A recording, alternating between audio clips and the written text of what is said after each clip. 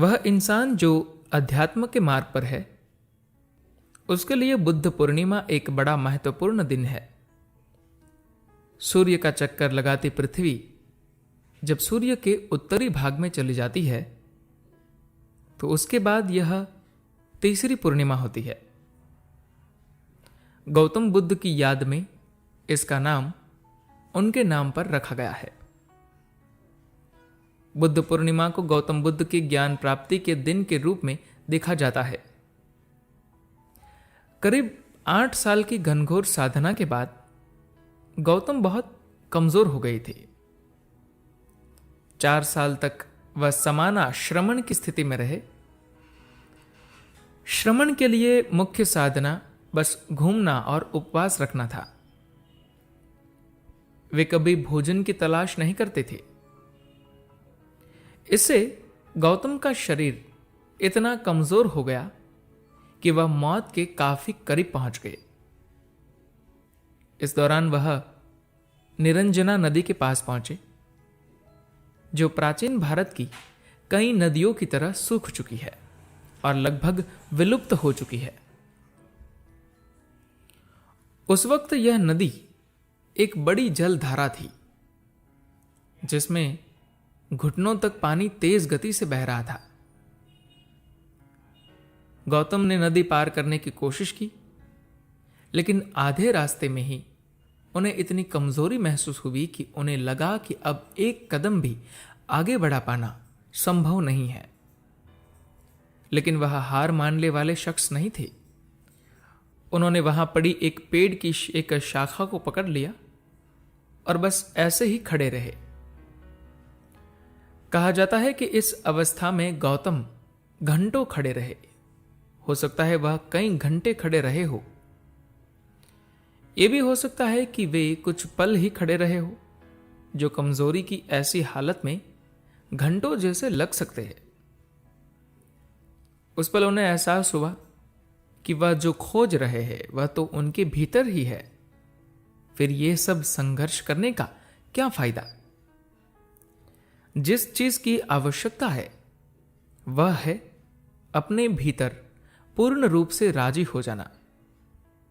और ऐसा तो यही और अभी हो सकता है। फिर मैं उसे पूरी दुनिया में खोजता क्यों घूम रहा हूं?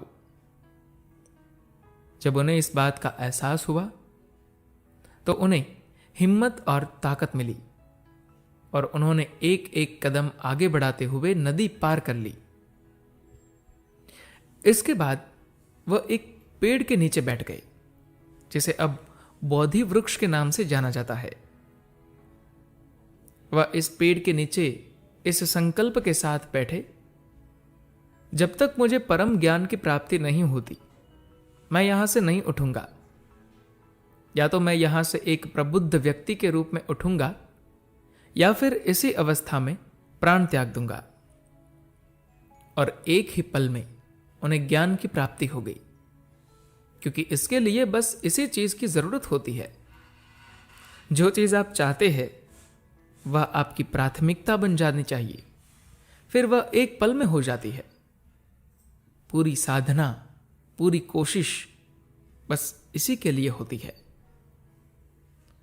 चूंकि लोग इधर उधर इतने बिखरे हुए और अस्त व्यस्त है कि उन्हें एकत्रित करने और एक समग्र इकाई बनाने में बहुत लंबा समय लग जाता है। ये लोग अपनी पहचान, तमाम चीजें उनके साथ बना लेते हैं।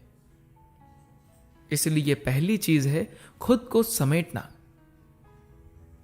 अगर इस इंसान को हमने एक समग्र इकाई के रूप में पूरी तरह से समेट लिया, तभी हम उसके साथ कुछ कर सकते हैं।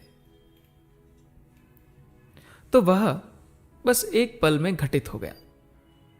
जिस वक्त पूर्ण चंद्रमा का उदय हो रहा था, उसी वक्त उन्हें ज्ञान की प्राप्ति हुई। वह उसी स्थान पर कुछ घंटों के लिए बैठे रहे और फिर उठे। समाना के रूप में उनकी साधना की गहराई से प्रभावित होकर इस दौरान 5 लोग उनके साथ आ गए थे, जो उनको आदर्श के रूप में देखते थे। उठने के बाद पहली बात जो बुद्ध ने कही वह ये थी, चलो हम भोजन करें। यह सुनकर वे पांचों लोग हक्के बक्के रह गए। उन्हें लगा कि गौतम का पतन हो गया है। उन्हें बड़ी निराशा हुई। गौतम ने कहा, आप लोग बात को गलत समझ रहे हैं। उपवास रखना महत्वपूर्ण नहीं है, जानना और साक्षात्कार करना महत्वपूर्ण है। मेरे भीतर पूर्ण चंद्रमा का उदय हो गया है। मुझे देखो, मेरे भीतर आए रूपांतरण को देखो। बस यही रहो। लेकिन वे लोग चले गए। गौतम के मन में दया आई और कुछ सालों के बाद वह इन 5 लोगों की खोज में निकले। उन्होंने एक एक करके उन्हें ढूंढ निकाला और ज्ञान प्राप्ति के मार्ग पर उनका मार्गदर्शन किया। धन्यवाद।